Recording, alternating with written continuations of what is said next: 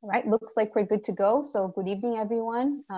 Adriana Hochberg with the County Executive's Office would like to welcome you back to the meeting of October 13th meeting of the Community Recovery Advisory Group.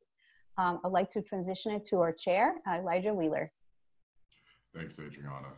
Good evening, everyone. Hope that you're well. Once again, I'm Elijah Wheeler. I have the pleasure of serving as chair of the CRAG, or Community Recovery Advisory Group. Good to see you all this evening. Just a quick overview as usual. The CRAG consists of you all, representatives from the spectrum of communities, population, and issue areas and institutions that are currently being impacted by this pandemic. Your charge is to advise the county executive and county council on the needs of the community in recovery and how the county can achieve a new normal that is more equitable than prior to what we faced before the pandemic. Once again, this evening, we have 3 topic areas that we will be covering, the first of which will be mental health. The second will be a slight conversation over the ballot questions, A and B specifically. And then the last topic will be on issues of food security. So before we get started, I want to turn it over real quick to Dr. Earl Stoddard. Good evening, everyone. Thanks for coming back. I have a couple things I want to touch on tonight. We are looking for additional applications for 2 different programs that we have out there in the community. The first is the Reopening Montgomery Business Grant Program. And as a reminder, this is this reimburses businesses and nonprofits for reopening costs incurred to comply with the county and the state reopening requirements. Those requirements are obviously those things that were done to establish and protect from COVID-19 and maintain public health. Eligible businesses may receive grants for the purchase of personal protective equipment, materials to create barriers, dividers, protected areas, contactless payment systems, cleaning supplies, signage, furniture, tents, heaters for outdoor areas, disposable food containers, utensils, upgrades to their HVAC systems to protect health of customers and businesses, as well as winterizing outdoor spaces. And so we have a number of opportunities still. I think we're even with the applications that we have currently, we're not on pace to give out all the money that we have available through this program. So we're definitely encouraging you all to help us to spread the word that there are still opportunities for this grant program that will help us distribute the money. The other thing I want to touch on briefly is the rental relief program that is being administered by Health and Human Services, but was developed in partnership with the County Council and Department of Health and Human Services, as well as the Department of Housing and Community Affairs. It's a short-term rental relief program for eligible households who have lost income to COVID-19 and caused them to fall behind on the rent payments. The program will provide up to $4,000 for eligible households to cover costs of back rent and a rent credit for future months. There's $20 million for this program. We're looking to get to roughly 5,000 applications by the end of the month. Right now, we're sitting at about 2,800 applications. We did identify high impact neighborhoods, and those are, we'll provide a map of those where those were. Roughly right now, 50% of the applications have come from those high impact areas and 50% have gone beyond those. But we'll be looking to, give out this money. Obviously, we have until December 31st, considering this is CARES Act funding. And so we're definitely looking to get another 2,000 or more households applying for this grant program. So what we'll do is, as part of the follow-up from this meeting, I'll include all the information and links, and we very much appreciate you all helping us get the word out there for both of these programs so we can get both our businesses and nonprofits to apply for the reopening grant and get community members at risk of eviction for the rental relief program. So I'll stop there. Thanks, Earl. Appreciate it. So as I stated earlier, the first topic that we have this evening is a presentation on mental health with Dornay Hill, Acting Administrator of Trauma and Crisis Services under the Department of Health and Human Services. When we transition to a Q&A period, what I would ask you all to do is to look down at the bottom of your screen and any questions you may have in the Q&A section, or if you want to ask one verbally, just raise your hand in that same section and I will call on you so that we can get your questions answered. So Adriana, is Dornay with us? I am not seeing her on the screen, and I just reached out to her. I would suggest that we move forward with agenda item number 2 and come back to number 1 if she's able to join us. Agreed. So we will transition to item number 2, which are questions around ballot measures for this fall and November, ballot measures specifically A and B. And joining us this evening for those ballot measures and a presentation from the County Executive's Office is Debbie Spielberg. Hey, Debbie. Hi, everybody. Can you hear me okay? Mm-hmm. Great. Thanks so much for giving me a little bit of your time, and thanks so much for doing everything you're doing. So much appreciated. And many of you may already know about all this, but just wanted to be sure in advance of people who have not already filled out their mail-in ballot, or an election, early voting is coming up and election day is coming up. There will be county-wide ballot questions on the ballot. And the two, as you said at the beginning, that I wanted to talk about were A and B. And they are going together, and we're really asking that folks vote for question A and against question B. And not just that you take those positions and vote that way, but that it be shared out with all of your networks. And I want to very briefly try to explain why.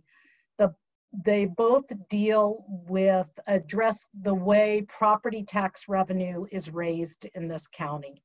Under the current system, property tax revenue is limited by the amount of revenue we raise in the previous year plus inflation. It does not look at anybody's individual property taxes that they pay. All it does is say the total property tax revenue raised in the previous year plus inflation. That is all that can be raised in the current year. And what does that mean? That is extraordinarily, except if all council members vote to go above that limit. That's the current system. And it is limiting in one way, in that it does not allow us to capture the benefits of new economic growth. So under the current system, commercial and residential properties are taxed at the same property tax rate. And if question A were to pass, that would still be true. But under the current system, commercial properties, and under the future system, commercial properties are based on income generated. For the residential properties, it's based on how much your home is assessed at. Your assessment for commercial property is at least partly based on the income generated. So commercial properties that have empty buildings obviously are going to be assessed at lower levels. If tomorrow we were to bring in 10 brand new businesses that filled up these empty existing buildings, those building owners' assessments would go up. They would pay more property taxes. We, as a county, would not realize any new benefit from all of that additional economic growth under the current system. All we would do is same revenues from the previous year plus inflation, and that's what we would get. So all it does under the current system is redistributes how much everybody pays. What question A would do is say, instead of looking at the total property tax revenue raised in the entire county, instead it would focus on the property tax rate that is assigned. It would leave it at the current tax rate, what each of us already pays, and it could only be raised, just like under the current system, if all council members vote for it. What it would mean, though, is if we realize new economic benefit in our county, we could actually capture the benefit. We currently have to pay the costs of economic development, and that is fine. We want increased economic development. We just want to share in the benefits as well. So question A is more straightforward. You just vote on a tax rate. And if the council deems they want to increase the tax rate, all of them must agree to it.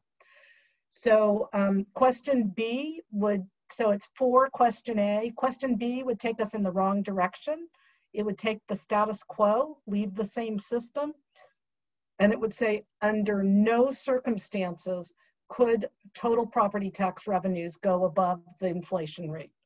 Not in case of a pandemic, not in the case of a decision by the entire council to raise the total revenues raised. If they decide they want to add more to education and are willing to do that and to vote to increase the rate and the ceiling, this would prevent it. So it really takes away the democratically elected council from making these decisions.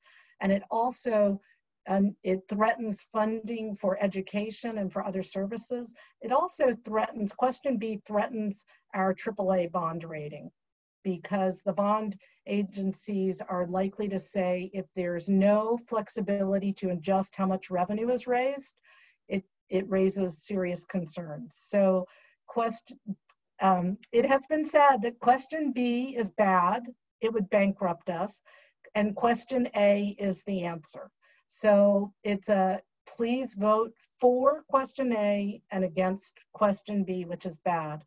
And the last thing that I will say is, the last point I will make is, again, our current system does not limit individual property owners' taxes.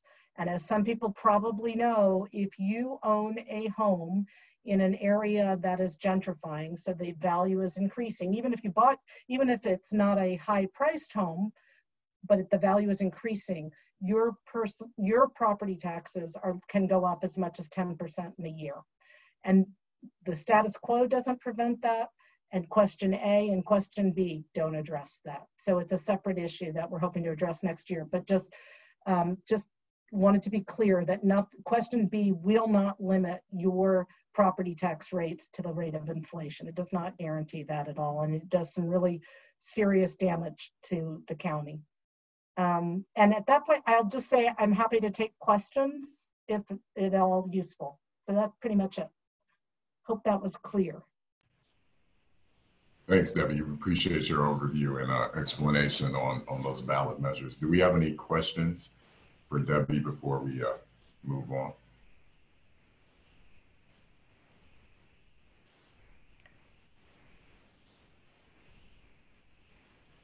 Going once, going twice. Debbie, you did such a good job that you answered any potential questions that folks might have had. Either that or I put everyone to sleep, and now you're gonna have to wake them back up, so. Well, sounds good. Thank you, Debbie. We appreciate you so joining us this evening and explaining those ballot measures to us. Much appreciated.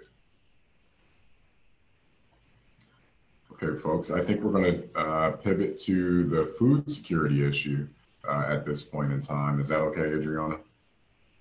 It sounds great. And if Dornay is for some reason unable to join us tonight, we'll invite her back or invite her in at the next meeting. Sounds good. So this evening, joining us to cover food security efforts, we have Heather Bruskin from the Food Council. Good to see you, Heather. We have Mark Hodge from HHS, and we have Netta Squires joining us as well to go over the food security efforts currently during the course of the pandemic. So thanks for taking time out, I should say, this evening to kind of go over the work that we know that you all have been doing, which has been instrumental. We know that food insecurity has been huge during the pandemic. So we want to take a moment just to thank you all for your work in this issue area.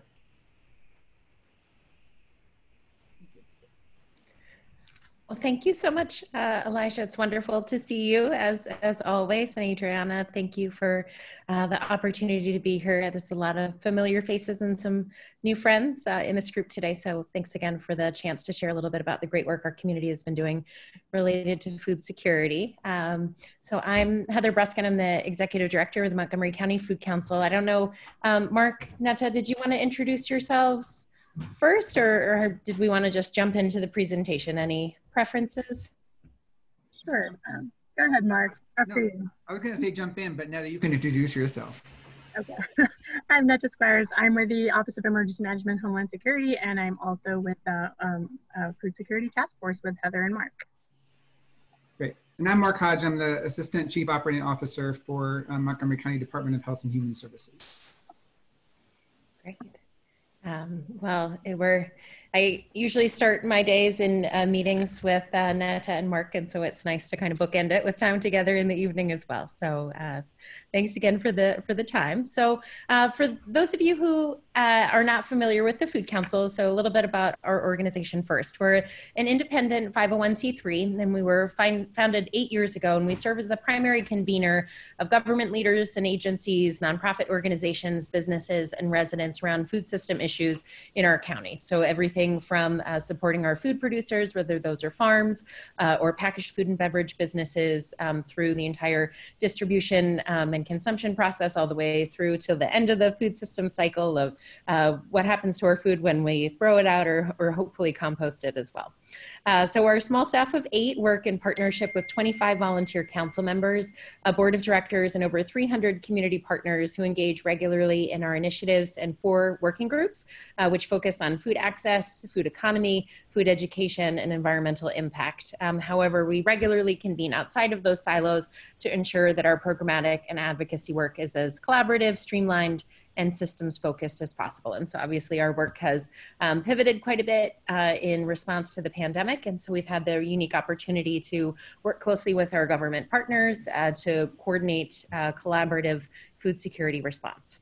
So I'm sure that food insecurity is not a new issue to the folks in this group, and one that many of you are familiar with already. But just for some background on where we were in terms of food access challenges in our county pre-COVID, and so Netta, that slide is perfect, thank you. We've long been considered a county of significant financial means, one of the wealthiest in the country. However, tremendous income inequities in our county have grown over time and were significant even pre-COVID.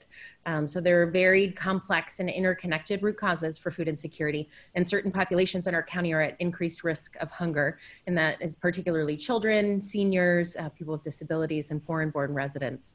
Another key factor and contributing to food insecurity is the high cost of living. So for a family of 4 to live in Montgomery County with the most basic amenities, they would need to make an annual income over $91,000 per year. And that's more than maximum, the income level, it's more than double the maximum income level to receive SNAP or WIC. Next slide, please. And so in 2016, when 60,000 residents were estimated to be food insecure in Montgomery County, including 30,000 children, the county government committed to developing and implementing a data-driven strategy to fight hunger in our communities, and with the release of the county's food security plan. So you see that pictured here. This strategy is one of the first of its kind and serves really as a national model for government and community partnership in increasing access to safe, sufficient, nutritious, culturally appropriate food for residents. And ultimately, it laid the critical groundwork that enabled quick mobilization of resources and networks in the initial weeks of the COVID-19 response. And so in 2017, the food security plan was released by then County Executive Ike Leggett with input from over 300 community partners.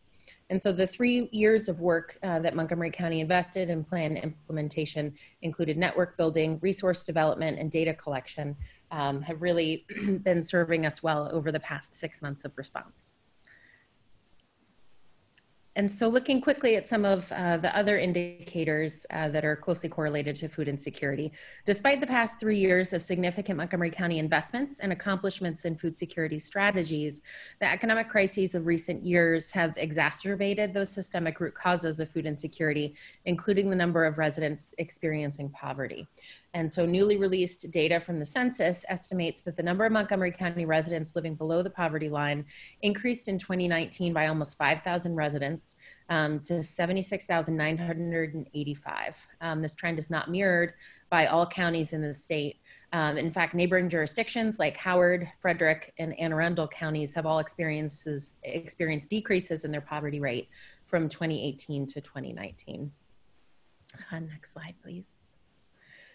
It's also important to note that the health impacts of hunger disproportionately affect our county's children and people of color. According to the Maryland Department of Health, the Maryland Youth Risk Behavior Survey, which is administered before the pandemic and was the first time the state had collected data in this manner, found that 18% of middle and 22% of high school students in MCPS are food insecure. African American students are 5 times more likely, and Hispanic Latino students are more than 6 times likely to be food insecure. as compared to their white peers. And then when we take a look at where that brings us to COVID and food insecurity more recently, the pandemic and resulting economic distress triggered a food access crisis in Montgomery County and throughout the region, deepening inequities in our local food system as unemployment, small business closures, and health disparities only rise. So Montgomery County has seen an estimated 50% increase in the number of residents experiencing food insecurity and accessing food assistance services since mid-March. So that's about 60,000 pre-pandemic to over 100,000 residents currently. And the most recent revised Feeding America projection for food insecurity in the county is 13%. And so that's a 62% increase from our pre-COVID levels. One bit of good news is that, next slide, please. We've also seen a 50% increase in the number of organizations that are engaged in food assistance work. So before mid-March, we had about 75 organizations, and about half of those were faith communities that were doing food assistance work. And now we have over 110 nonprofits, faith communities, and other groups doing pop-up as well as regular food distributions. MCPS has over 70 meal sites currently distributing meals. And just last week, I think they've served close to their 5 millionth meal since schools closed in mid-March. And they're still doing tremendous distributions now. The county, in partnership with the Food Council, has allocated $1.2 million in grants to 38 food assistance provider organizations. And that included $300,000 for partnerships with local food retailers for the purchase of culturally appropriate foods. That grant program was in May.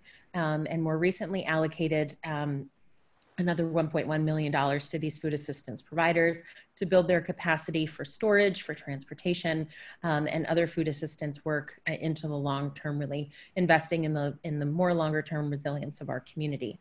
And this map here shows the Food Council's Food Assistance Resource Directory, and that's a searchable database of all the food assistance programs in the county, or at least those that, that opt to be included on the map. And it's currently used as a key referral tool in our county's food access call center, and Netta will talk a little bit more about that in a moment. And so I think with this, I'll turn it over to Netta for telling you more about the task force. Thank you very much, Heather. So as you understood and heard from Heather's presentation, the demand grew exponentially, and there were a lot of partners involved. And so in early April, the county's Office of Emergency Management and Homeland Security convened a task force to coordinate the significant effort that required for increasing the food security for our residents in a crisis that was expected to last months, if not years. The Food Council serves as the co-lead of the task force alongside the county's HHS and OEMHS, Office of Emergency Management and Homeland Security. So in early May, the task force released its food security response strategy, and that served as the roadmap for both the community-wide effort for hundreds of stakeholders, but also as a guiding document to invest in our county's food system. And to cover the significant financial costs associated with this response strategy, the county government, Food Council, and task force have been really actively exploring and leveraging a wide range of funding resources available from the state, local, regional, and federal levels. And coming from an emergency management background, the task force is structured in this sort of incident command structure with kind of the unified command I mentioned before with our nonprofit partners and HHS and OEMHS, but we also have units. And so the way it works, we have our finance and admin unit, which do things like the grants, such as the food access and capacity building grant we had. We have our strategic planning unit that wrote the strategic response plan, our communications unit, they do a lot of our outreach efforts, and a data unit that takes care of our weekly snapshot. We have our operations unit, which you will hear a little bit more about later, but they really do the bulk of the work of getting the food to the people on the ground. And then finally, we sort of have these other temporary kind of units like the technology unit and the food access call center that really help us integrate the technology to enhance our system. We meet every other week as a task force. Well, we did now every other third week. And then as Heather mentioned, I get to start my day with her wonderful demeanor every day and Mark and enjoy the rest of the day of meetings. And the idea of the task force is to really strive to achieve a cohesive and coordinated effort to solve this food security issue during the response and recovery phases of COVID-19. So for the strategy, the food security response strategy, it outlined the necessary steps to both expand the current food assistance network, but also to build the new capacity to connect residents to food assistance in the short-term response and making investments in systems, program, and partnerships that will last far past this crisis. The framework for our strategy is to connect more food through a diverse sourcing strategy that bolsters local businesses to more people by leveraging technology to efficiently connect residents to food in accessible community and coordinated ways. The strategy centers on a hub and spoke model, and you're going to hear more about that from Mark, so I'm not going to steal his thunder. I'm just going to highlight, so these are some of the things that the strategy had in it, but I'm just going to highlight just a few of these briefly. So the pandemic did increase a significant increase in need for prepared meals for residents, some because they were ill or they were taking care of someone who were ill or they had limited ability to cook, like seniors or residents experiencing homelessness or disabilities. So we partnered with 10 local restaurants, reflecting that the diverse cultural traditions of this population in Montgomery County. And we did meal distribution through them to these senior buildings in order to meet this demand. And the current challenge is our food distribution network is that it's struggling under a massive, as I mentioned, increase in demand as the food insecurity grows, and a substantial decrease in supply of items that are usually donated, for example, through large organizations, big box grocers, and other food recovery efforts. So the county is actively pursuing increased bulk purchasing of shelf-stable food from the Capital Area Food Bank, as well as other regional wholesalers to increase cost efficiency of the dollars invested in the food, and to avoid the impact of the supply chain disruptions and avoid administrative burden on smaller providers. And so we've implemented 2 programs, one through MANA, one through Capital Area Food Bank, both in which the providers are able to purchase food for money that the county has already put on their accounts, so for free, and be able to distribute it through these large food banks to give them access to more food, but also to make sure that the price is stabilized and not to cause additional disruptions. We're also, there are more efforts underway to connect products from local farms to local food assistance providers through an expanded farm to food bank model, building storage and distribution capacity of the countywide assistance network to purchase food from farms at close to market rate. So this strategy ensures that there's economic opportunity and stability for these small businesses, increasing local food production, as well as access to nutritious, culturally appropriate food for our residents.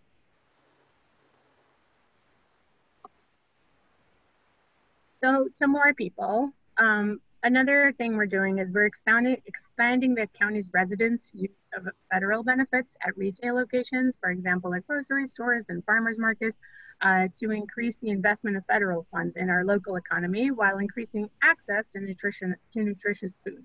So for the federal COVID-19 relief packages, it features numerous additional benefits for SNAP participants, but many county residents are actually hesitant to enroll due to concerns and misconceptions about SNAP eligibility. So we're really trying to help make sure that people are getting connected to the benefits that they are eligible for.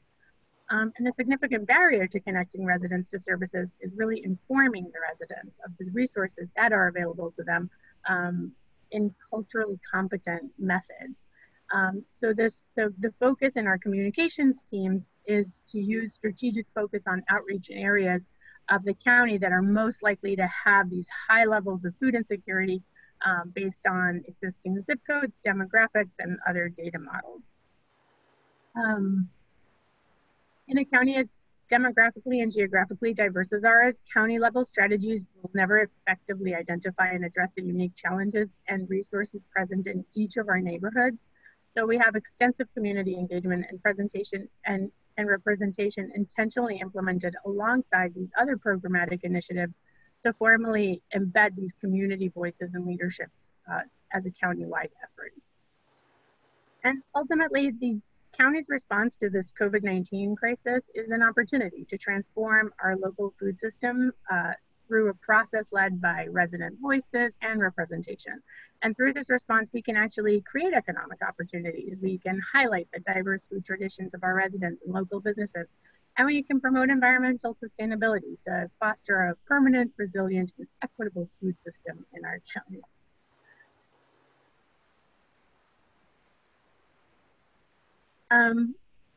So we just wanted to show you some of what our ops teams does, and our operations teams are really quite incredible. They've been managing to deal with anything that comes their way. And these are just some of the things they do. They do the rice distribution, rice and bean and lentil repackaging programs. They provide produce and boxes to our providers. They're helping them get volunteers for their programs. They're helping connect providers with other providers, and they're helping support with the hubs and food provision for these hubs. And they're really, our operations teams is quite remarkable, to say the least. And last but not least, I do just want to mention the Food Access Call Center. So really, if you hear about anyone who's hungry, about anyone who's not connected to resources, about anybody who, an individual who needs food, please refer your constituents to the Food Access Call Center. We opened it up really in an effort to make sure that people got this client-based approach to be connected to food services, recognizing that it takes about 45 minutes for a call. They've helped over 1,500 individuals find food through the center, and our Food Access Call Center staff actually calls people back and makes sure that they got connected to the resources. It's a really kind of a holistic approach to finding food. So all they have to do is tell people to call 311 and ask for the Food Access Call Center or just even food, and they will get a call from one of our awesome reps and be connected to all the resources they need.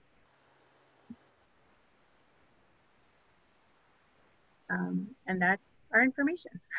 So thank you very much for having us today. Heather, I don't know if you had anything to add, or Mark, I guess you're up. Yeah, I think that was terrific. Thanks so much, Netta. And maybe Elijah, if it works, Mark can share his information about the hub specifically, and then we can do questions. Does that work okay for everybody? Mark, you too? Yep, I'm ready. Yep. I did want to add one thing. Without the assistance from the county executive and the county council in providing us a sizable amount of money to spend, we've been able to turn that around and provide assistance to a large number of food assistance providers across the county to provide them with food, culturally appropriate food, to improve the infrastructure by helping them to buy a van for delivery of food, or a refrigerator or freezer or shelving. A lot of those things, a lot of the money has gone a long way. We've also spent a significant amount of money on bulk food purchases that get distributed from the company directly to the food assistance providers because of the enormous need for that food during their distributions on a weekly basis. So without that assistance from the county executive and county council, we would have been in much more dire straits in the food security space in the county. One of the things that happened as a result of COVID is the formation of the hubs. They've grown and now we're actually calling them, because of some of the changes that have been made within the hubs, we're calling them consolidated services hubs. They were born out of a need for continued food assistance. And they do continue, that does continue to be their main driver for the hubs that are in existence across the county now, is food assistance, but we're also looking at adding additional services, including HHS navigators, potentially eligibility workers, partners, and social workers and case managers and mental health providers from other partners across the county. a great many opportunities, I think, that we have as a result of standing these up. So back at the beginning of COVID, Grace Rivera Oven, and I see maybe Marco is on here, her son, or maybe that's actually Gracie with the wrong name on the screen. But she formed the Germantown hub at Black Rock Art Center. Black Rock closed because of COVID. It had to be shut down, and it was available space and a great opportunity for Gracie and her volunteers to bring food to those who had COVID, to create COVID kits, hygiene supplies, cleaning supplies, a thermometer to those who were positive for COVID. That caught the attention of elected officials and others, including the director of HHS and myself. And we saw an opportunity to duplicate or replicate that model across the county. So our second hub, we dove right in. With the help of Gracie, she kind of did this on her ahead of us, getting involved in this. With the city of Gaithersburg, opened up the Gaithersburg hub at Seneca Creek Church. Their model is a little bit different. They were doing home deliveries only for COVID positive households.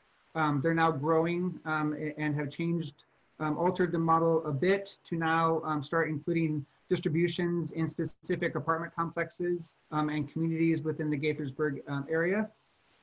Once HHS got involved and with the help of and this is true of all the hubs, the help of the regional service directors has been quite impressive and quite needed to be able to connect us with the partners and find us potential host sites for these hubs. And so the next hub to open was Hughes United Methodist Church in Wheaton.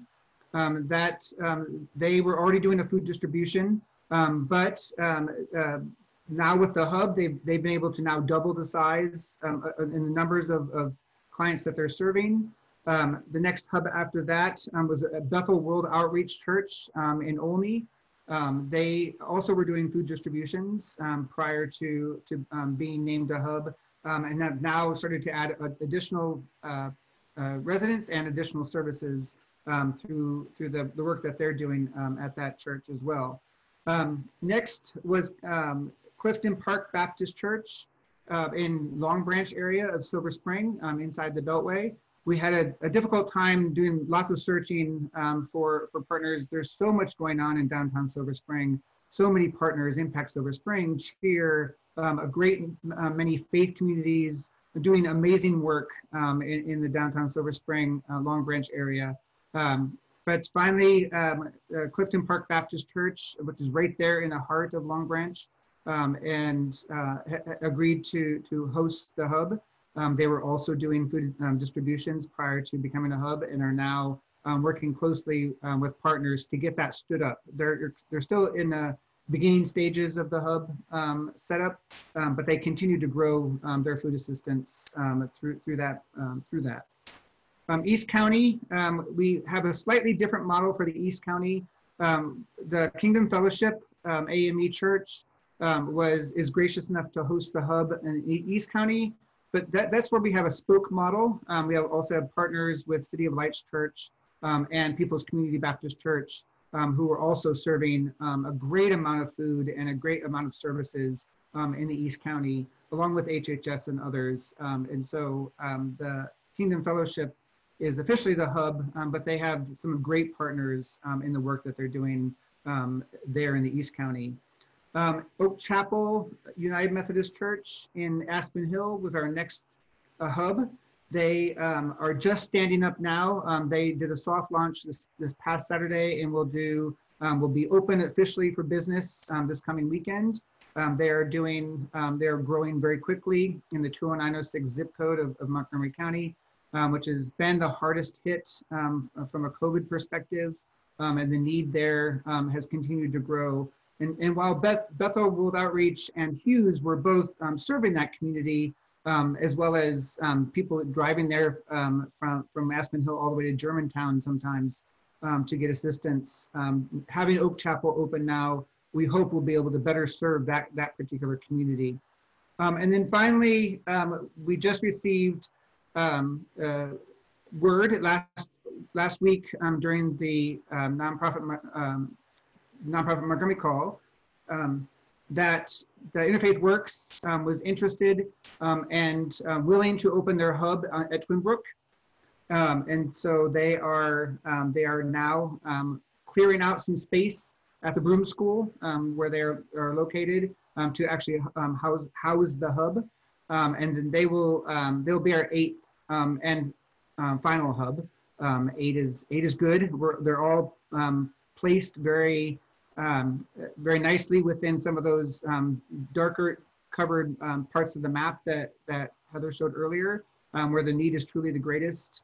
The one thing I do want to say, this has been amazing to see all the partners come together and for the outreach for all of this to happen, and the willingness for these host sites to open up their buildings, open up their churches to host these hubs, and for the staff at those sites to jump right in and share their passion for food assistance and for serving the community.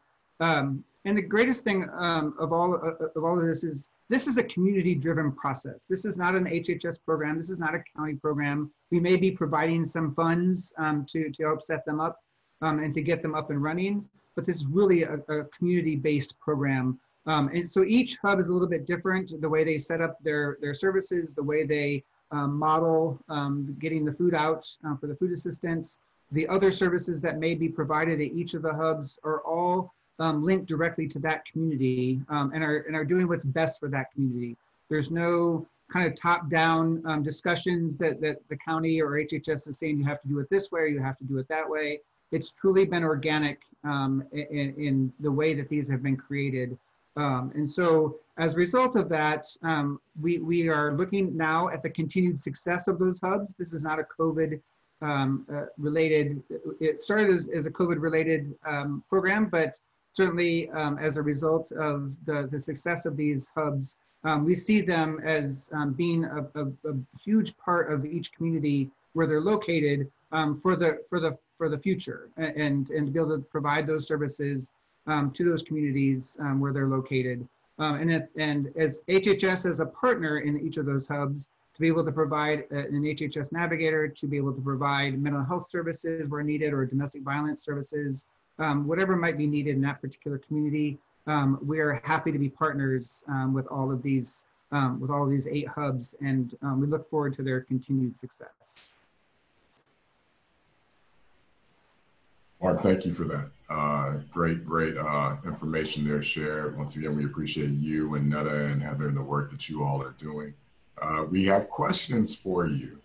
So with that being said, John, I saw your hand go up. I'll start with you.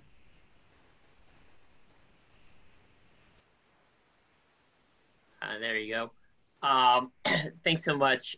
I wanted to find out a little bit more, or a few questions. One is, I'm trying to understand a little bit more about the purposes or goals of these hubs. You all talked about how in some areas there are lots of community programs happening. So what are the advantages and disadvantages of the hubs? And then my second question is tied to, it's sort of tied to that. I know that there are a lot of grassroots efforts happening at local PTAs where parents are raising money, trying to get food to families. And so how are the hubs, or how are you all working with those programs? Sure, I'll answer the first question. We've been unable to find any disadvantages to the hubs. The only thing I can kind of think of it while you said that, and this is a good problem to have, especially right now.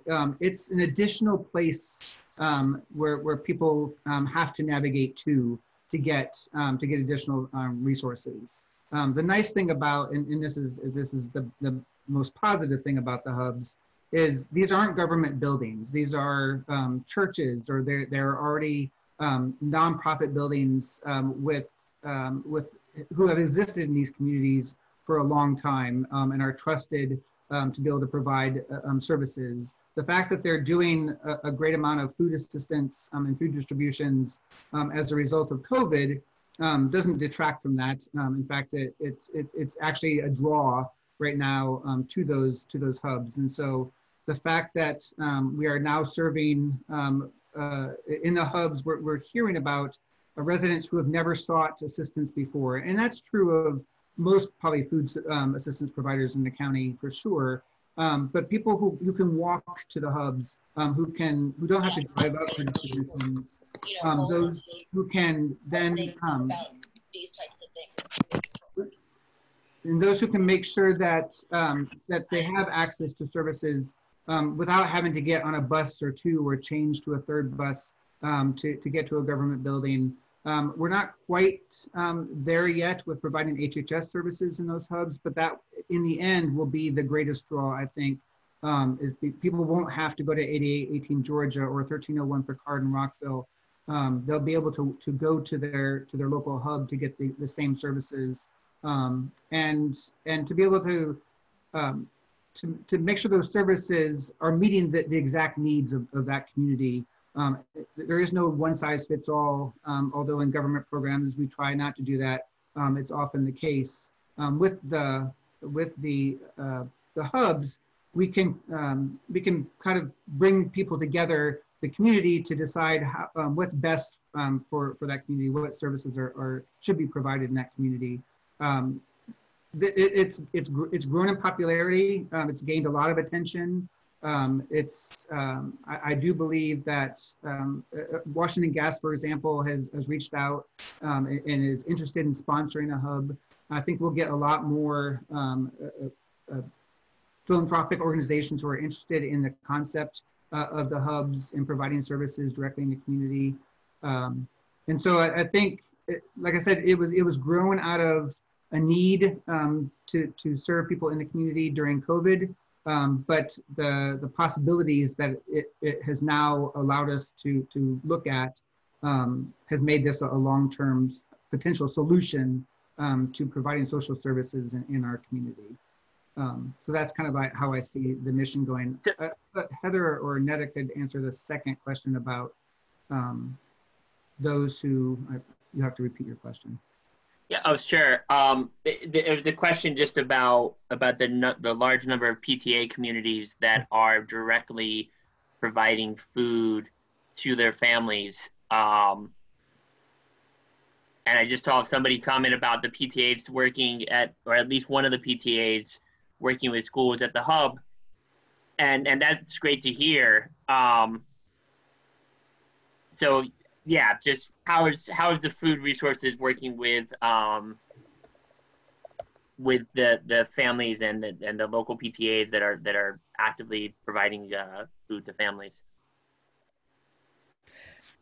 I can speak a little bit to the work that we've been doing in partnership with MCPS and how I think there's a balance between the sort of holistic services that they're providing, but it's absolutely critical that they've been supported by community level initiatives as well. And so we do the best that we can to try to connect the dots whenever possible, because and so I just encourage anybody who's interested in staying up to date on some of these initiatives. And I know everybody has a lot of commitments and meetings, but the Food Council does host every other week a community call with 100+ partners around what's happening related to food security. But MCPS comes to every one of those meetings to talk about the work that they're doing. And then also we try to encourage some of our partners in the community to also participate so they can be aware of some of the services that are available too. But I will note that it's been a moving target, especially with USDA waivers related to the school meals programs. And that has been making it really difficult to plan long-term, because as you all probably know, there's a lot of different waivers that are required for them to be able to do meal distributions in the ways that they have been. And some of them initially just lasted through the end of the school year. It changed a little bit over the summer, and then it took a while for the USDA to renew those waivers. at the beginning of the school year. But the good news is that all of these different waivers have basically been extended through the end of the year, I believe. So Heather, I just want to clarify my comment. So everything that I'm talking about is actually unrelated to things happening at MCPS. These are community PTAs. Actually, I'll give an example where I live in East Silver Spring. So the PTAs of East Silver Spring Elementary, Tacoma Park Middle, Tacoma Park Elementary, Piney Branch, and Rolling Terrace have raised about $200,000 from the community. They are making boxes in a local church. My family was helping pack stuff this weekend. We're going tomorrow to help donate things. And so these types of efforts are happening locally. And so to get back to the hub question, I guess I'm trying to get a sense of, I think everybody's doing great work. And I heard you from the beginning talk about not having a centralized or a countywide effort, that it has to be locally. But my fear is that then there becomes competition with one another, that people don't know what's happening, that, oh, we hear there's a hub here, so people are going to go there as opposed to somewhere else. And how can we best use our resources so that if the PTA knows that there's a hub somewhere that families can get food, then they can maybe focus on something else or things like that. My fear is that there's a lot of replication happening instead of really knowing organization of what's happening. Right. So the hubs are not their own food assistance provider necessarily, as much as they are bringing in partners like Manna or Nourish Now or Mid-County United Ministries, and those who are already food assistance providers. So they're using the hubs frequently as just another place to distribute the food that they were already distributing. There are absolutely schools and PTAs that are doing food assistance. I know that there are lots of schools that have pantries. Many of the schools are working with HHS on the weekend bag program. And so those things are absolutely happening in the community as well. At this point, we haven't heard a lot of concerns about duplicating services or having too many options because the need is so great. It's overwhelmingly great at the moment, just because of the high needs in the community.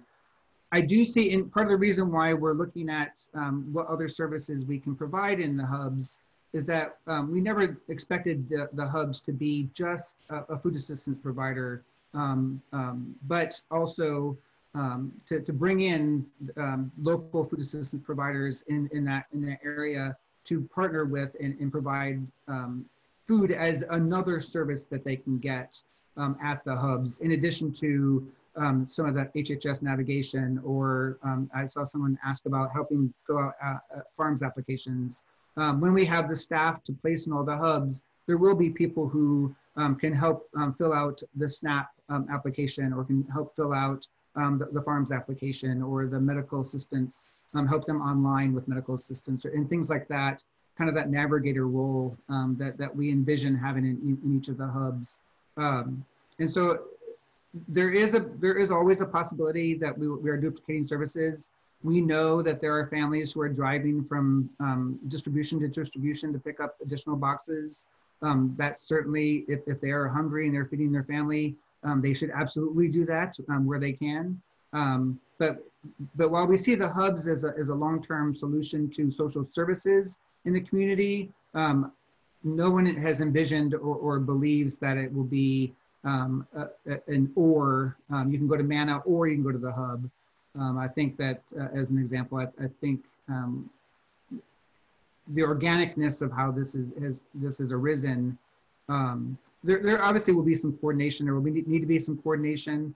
We have a few people in HHS who are kind of overseeing the development of the hubs, and will continue to be partners in that case, so we can try to prevent some of that from happening. If that happens in the future, I think we can all work together to address it for sure. And The only thing that I might add to John and Bridget, I appreciate your question in the chat box as well. While we certainly never discourage grassroots initiatives at the school level, I certainly always encourage them to reach out to the Food Council if they haven't had much success, especially in connecting with administration at the school, just to identify what resources are currently available. So for example, we had a teacher and a PTA from a local middle school reach out to us wanting to support the students that were there. And what we were able to do is identify some of the existing resources that were actually being implemented to support the students at the school and try to potentially pair up their efforts to amplify or increase the support of the resources that were there rather than create something completely new. So I don't know, John, if that's... So I think that's great. And I know I apologize, I've been dominating. I want to give it up to lots of other people to talk, but I would say if at all possible, and I know that by school, this would be very challenging, but maybe at least by cluster, like high school, middle school, elementary school, if there were a list of resources available by cluster that's similar to what you mentioned, and a place where people could directly go to and say, okay, in the Blair cluster, here are all the opportunities for resources for food. In the Wheaton cluster, here's the opportunities. And clusters will be a lot less than every individual school. But I think you just brought up the point. People don't know where to go. And so some people will go to you at the Food Council. Some people will turn to the local PTA. Some people will turn to the hub. Some people will turn. So I think having something centralized where people can go to will be really critical, where all of us can point people to and say, this is where you need resources. And John, if I may respond to that, I think that's exactly the point of the task force. And so I'm glad you mentioned that.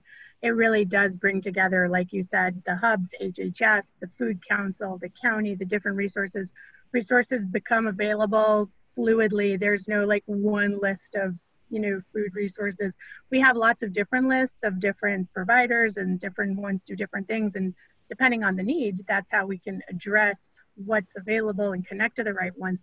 So I think, yeah, that's exactly the point. And I see Heather posted the Montgomery County Food Council Get Help link, and happy to also post the Food Security Task Force email. And if anybody has, any needs that you hear of, surely directing them to any one of us, our organizations, we'll do our best to link them up with the right resources. Somebody asked a question about educational resources and the hubs. We've actually, I know that the County Council is working on a plan right now to help provide assistance to kids who are working from home in school, at least during this time, and to provide additional supports. And I think I'm in a meeting tomorrow with some of the County Council to discuss how the hubs might be able to assist with that as well.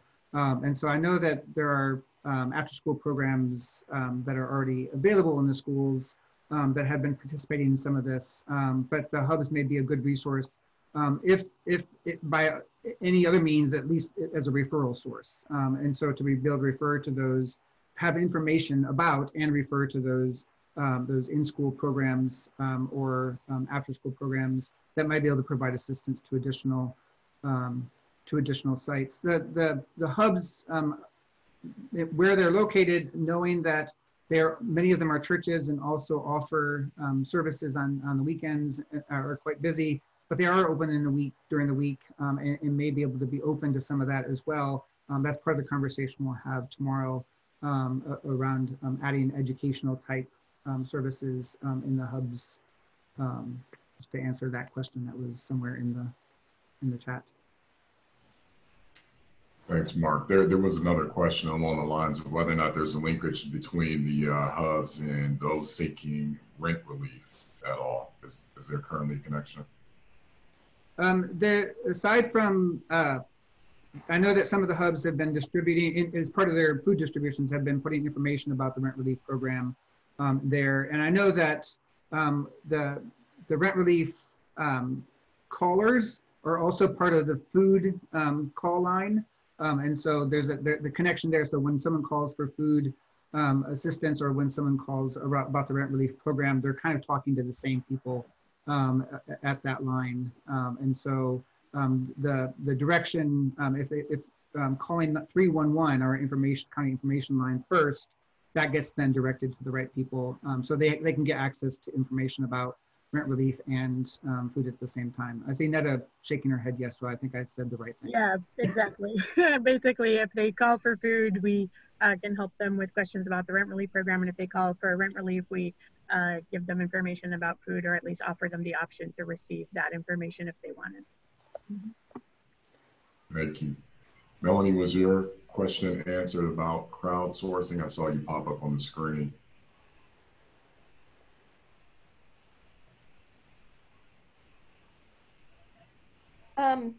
Yeah, and I apologize because I joined a little bit late, but I'm on a number of very hyper local lists where they have things set up for Shepherd's Table or for very specific community needs. That weekly our neighborhood sort of collectively either is buying grocery cards or whatever. I'm just wondering if we should create a shared database almost of these things, because it feels like some of them are so hyper local they would only be in my community, you know, my 4-block radius or whatever, but some of them would be broader, and I don't know if that exists. But they've all sprung up in the last couple of months. Yeah, thank you for that suggestion. I put a bunch of links in the chat box, and one of them is to the county's calendar of food distribution events. And so anybody can go on there and add an event directly. But if that's also challenging from a tech perspective, the Food Council also works with community partners to put events in there as well. They're not all listed on there, so there may be some that you've heard of that aren't on there, and just noting that a lot of organizations may feel that if they're on a countywide list, that either maybe that's not publicity that they're looking for the event, or it may be that they don't want to get overwhelmed with requests. But we also, the Food Council compiles a list of all the ones that we're aware of and send them to all the regional service center directors each week as well. So I would encourage any that you're aware of, and we work with Shepherd's Table and others as well. So to hopefully gather all the info that we can and put it back out there. So please always feel free to reach out to us directly if there are events that you're aware of that you think should be shared, or point people directly to that calendar. And I think we're always in that challenging place of it's impossible to have something that's completely accurate and comprehensive. But I think there's a number of places that we're trying to center all of our efforts in to keep everything at least in a couple places where folks can be directed. I love that and so appreciate that. My sort of separate question for the broader group is, some of these are food insecurity is one piece of 4 pieces that they're asking in the email. So I'm wondering if there's a broader scope of services needed or assistance needed type of thing that's beyond food insecurity. And I'm not trying to dominate Mark and Netta, so please. And I don't know who directed to, sorry. But so what the Food Council has been doing for the past 6 months, for most of that time, we had been meeting weekly, but we bring together a large percentage of all of those different providers, as well as other community partners, both to share best practices and create a community of practice around food assistance programs, because a lot of these organizations weren't doing food work before COVID. So there was some work that could be done to build their capacity, but then also a big part of what we've been doing is bringing partners from outside of food to share information about their resources so that we can build those cross-sector referrals and resource sharing pathways. So that's everything from housing to mental health and wellness, family violence issues, voter registration, census outreach. And so that's obviously just one strategy to try to build those connections, but that's definitely something I completely agree is so important, and how can we make these service access points as efficient for residents as possible to get as many resources as they can in one place at one time. And that's definitely one of the goals of the hubs, as well as to kind of be more formalized, centralized places for those different access to services. So thank you for raising that. And if there's ever, and I welcome all ideas on other different resources that we should be pairing with food too. Thank you, Heather. John, did you have anything real quick? I just had a quick question because I might have missed it. I heard you all listing all the hubs. Is there a website or place to go to that lists all of them? They're not listed centrally in the county. I can certainly send our little map with the addresses to this group, and then it can be distributed to everybody. Okay. Great, thanks. Any more questions for our panelists? Let me see, I see one hand up before we, Bridget. Yes, hi everyone.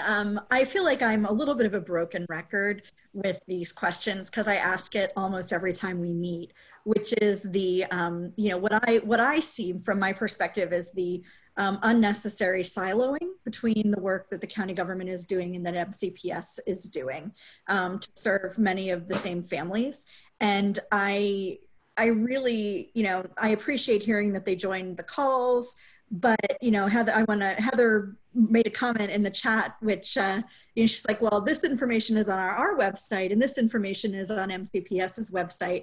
And there's kind of an artificial wall there, especially when we're talking about families.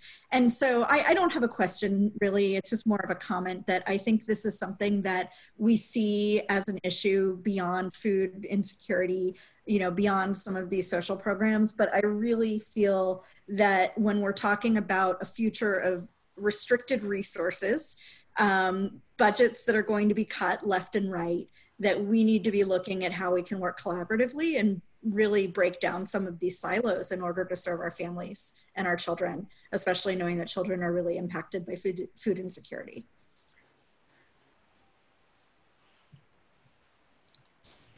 Thanks, Bridget. I think we're all in agreement with you there that there needs to be a breakdown of the siloing, especially in a county of this size, to ensure that we're not replicating work and also keeping communication going so that we can respond quickly in real time to a lot of these issues. Certainly, what the pandemic has basically shown us is that there's a lot of need in Montgomery County, a lot more than maybe most people knew existed prior to the pandemic. So there's a lot of work to be done and a much longer way to go in order to address these issues of food security. Elijah, just to respond to Bridget's comment, I couldn't agree more. And I guess what I look forward to these opportunities to connect with community partners and community leaders is a chance to share what we're working on and also actively solicit feedback and also hopefully build partnerships with you all and throughout your networks to hear about what you're hearing. And I know there's a lot of information that I get as a MCPS parent and as, just as a community member that I use to inform the work that we do. And I would very much look to all of you to be our partner in doing that as well. So I truly encourage all of you to reach out and share if there are introductions that need to be made or if there are challenges that you see. I always say that I can't necessarily solve the problem or answer the question, but I can hopefully help build a bridge between some of the resources that are available and the questions and concerns that are out there, and hopefully direct resources if those resources aren't there yet. So I guess that's just a request support from all of you to please maintain the line of communication that we've hopefully started here tonight. Thanks, Heather. Appreciate that. As we close this portion of our conversation, is there anything else? No. All right, Netta, Heather, and Mark, thank you for joining us this evening. Thank you for your work and your dedication. We know it's instrumental during this time. We look forward to partnering with you and doing whatever we can to continue to address the issues of food insecurity for the residents here in Montgomery County. Thank you. Folks, we're going to pivot now to a brief conversation with Dornay Hill at HHS around the steps that are being taken to address the various mental health challenges. I know Dornay has limited time this evening, so we appreciate her joining us to kind of go over this briefly. With that, Dornay, I'll throw it over to you. Good evening, everyone. Sorry for the delay. I apologize for that. I did have a family emergency this evening, so I do want to share with you what we've been doing. So I saw in the chat box a question about mental health in the hubs. There is not only support 24/7 through the crisis center, we are able to field calls. We do a lot of coordination with the food task force as far as asking them for resources. If somebody has a mental health issue and comes to us and has a food concern, we link them, and vice versa. If someone has a food concern and they have a mental health concern as well, we will reach out to them. We follow up via telephone, email, in person.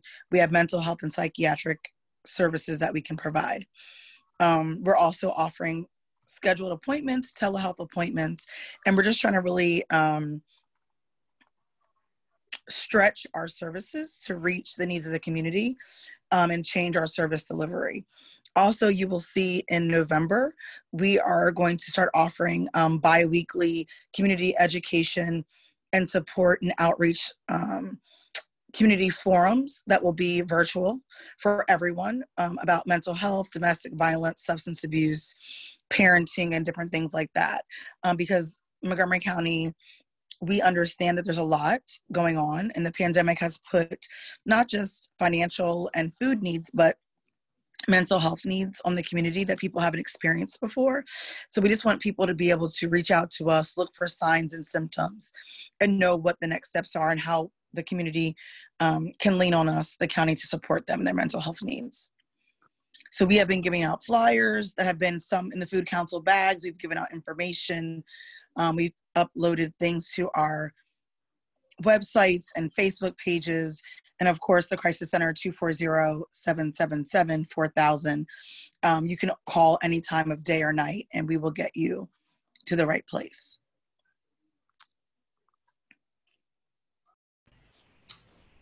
Thank you, Dornay. I appreciate that.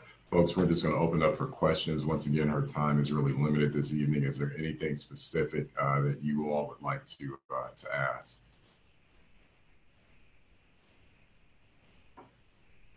Yeah, Elijah, this is Peter. How you doing? Good.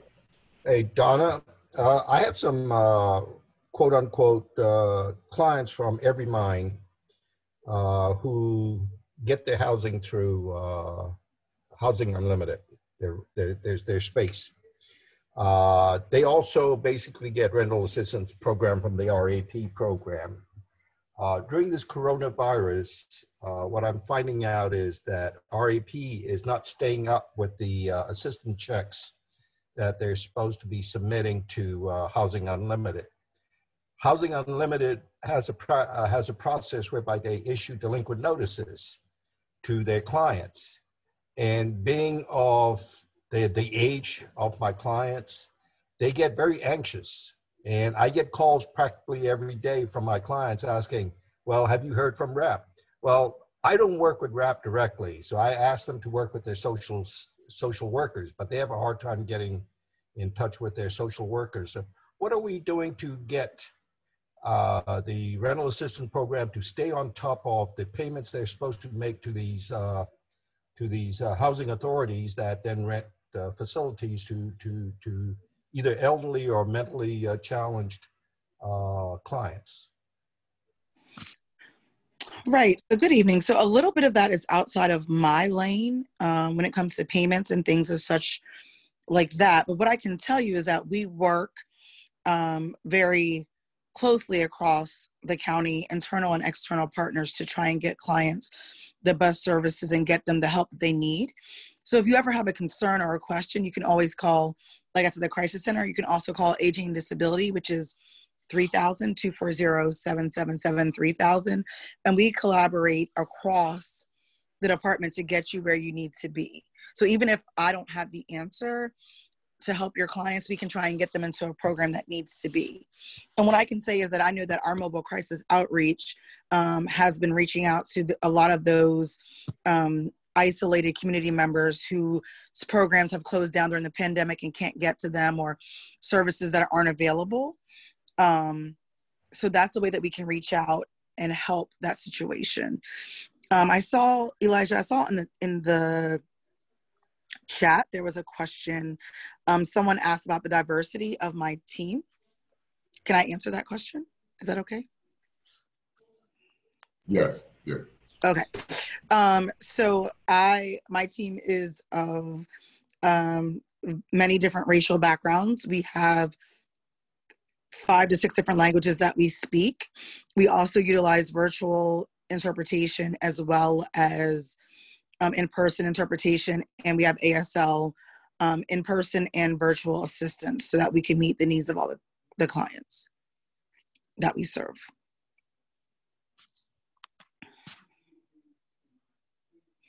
So as far as diversity of the mental health team's personal religious preference, a consideration, we don't actually ask their religious preference or consideration. We serve everyone regardless of the religious affiliation. We study a lot about implicit bias and being culturally sensitive, and religious is a part of that. Religion is a part of that. So we, meet people where they are and try to meet their needs and give them the help which aligns with, what they need. We are very person-centered, so we try and wrap around our services based upon the needs of the client. So that's how we handle that. Hi. Thanks, Dorna. I was going to add one point. We actually do have an emotional spiritual care volunteer program as well that we administer within Office of Emergency Management and Homeland Security. We work closely with HHS as well on this program. And it actually is volunteers from a whole host of faith traditions who do sort of not like sort of credentialed behavioral health, mental health interventions, but are, trauma informed, spiritual care providers who we deploy out. And we did this, like, for example, after the August Street explosion, we had them going out there working with people of multiple faith traditions. And we routinely work with people with experiencing fires or other losses, where we will bring them in to intervene there. And they're very much, I think there's, about 30 or so volunteers across more than a dozen faith traditions in that organization.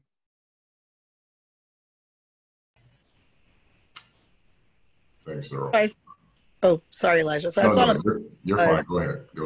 Talking. So I thought there was another question in the chat that I can answer as well. That was, what are the main concerns that we're seeing? Some of the main concerns that we're seeing right now are we have an increase in our domestic violence victims and severity of domestic violence cases, but we're seeing a decrease in clients seeking shelter.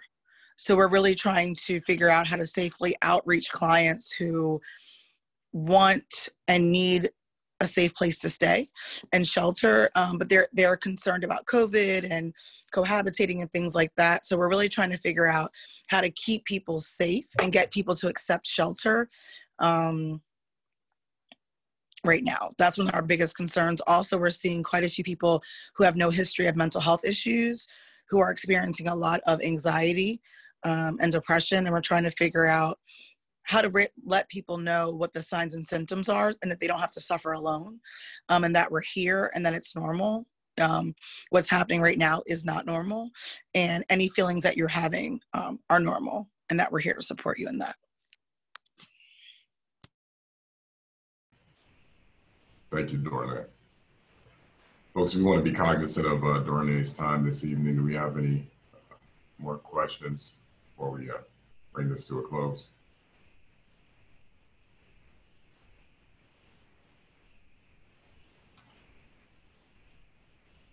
No. Okay. I'm seeing, okay, no. Josephine, you have one last question. Let me let you ask that question. Sure. Okay. Oh, thank you so much. I thought you were going to read it out. Thanks, Dawn, so much for everything you're doing. So I get a lot of calls from social workers and psychologists who are looking for internships to complete their hours. Many of these folks are from the diaspora and could be excellent resources to help with cultural sensitivity and carry great knowledge of their communities. I also know there's a huge backlog and lack of enough therapists. So are there strategies in place that you could tell me about to place and incorporate these folks into your program so that you can, it's a win-win for both? Thank you, Elijah. Sure. So I can tell you that as a department wide, we are changing the way that we recruit and look at therapists, case managers, everything from the top down, and how we can, have a workforce that is representative of the community that we serve. So we're changing the way we outreach and where we look for people that we want to hire. Additionally,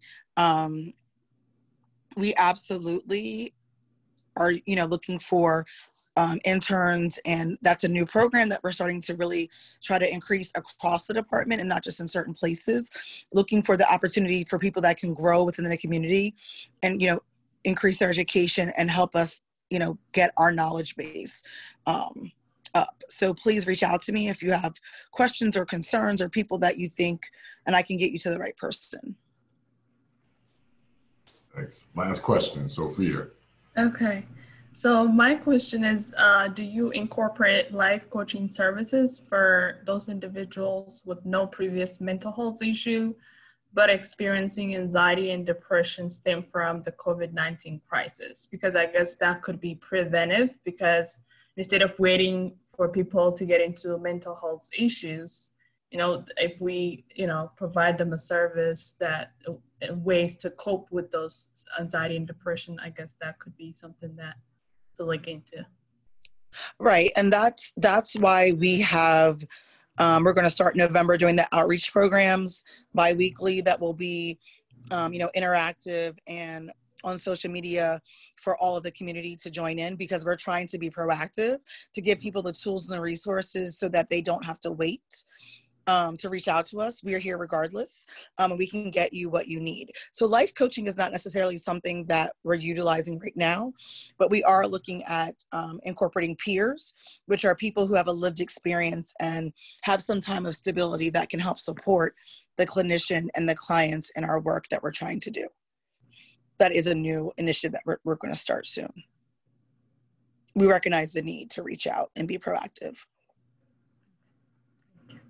Sure. Great. Well, Dornay, thanks for joining us this evening. We appreciate you taking time out to be here with us and answer these questions. We want to let you go and get back to your family. Thank you all so much. And I apologize again for being late. Have a great evening. You too. Take care. Thank you. Earl, before we pivot to closing, I want to pivot back over to you for a moment, just in case there's anything you want to touch upon. No, I just want to say thank you for your continued support. We're going to continue to look for opportunities for you all to provide feedback on various things that we're working on. I know Dornay mentioned some of the work that we've been doing on domestic violence, and obviously that's been a major area of our recovery framework.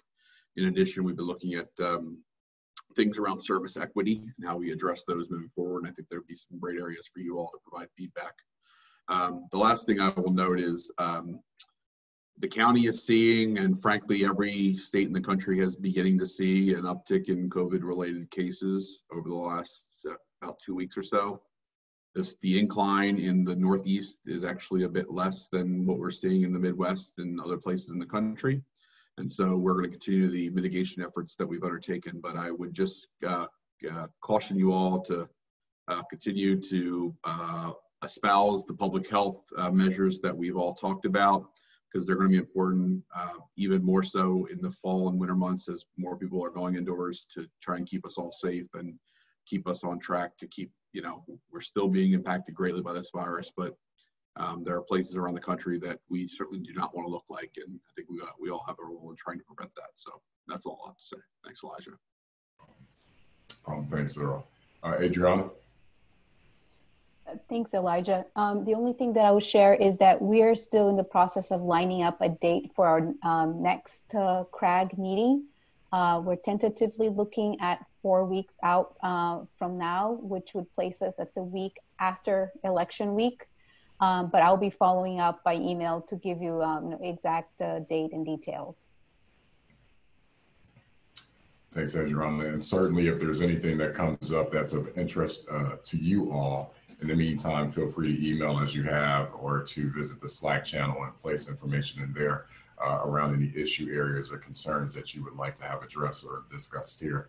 On behalf of Tina and Ben and Ryan and Adriana and Earl and myself, we thank you all for joining us again this evening. Halloween is coming up. I know we're not trick-or-treating in the same way, but that does not excuse you from going to buy candy and then tricking your kids into giving it to you. So make sure you still engage in that this Halloween. That's really important. That's how we teach our kids about taxes. They have to understand, what for. Exactly. Or like my mom used to say, I got to make sure that this is okay, that there's no poison in this for you, right? So make sure you're doing that still this year for your children.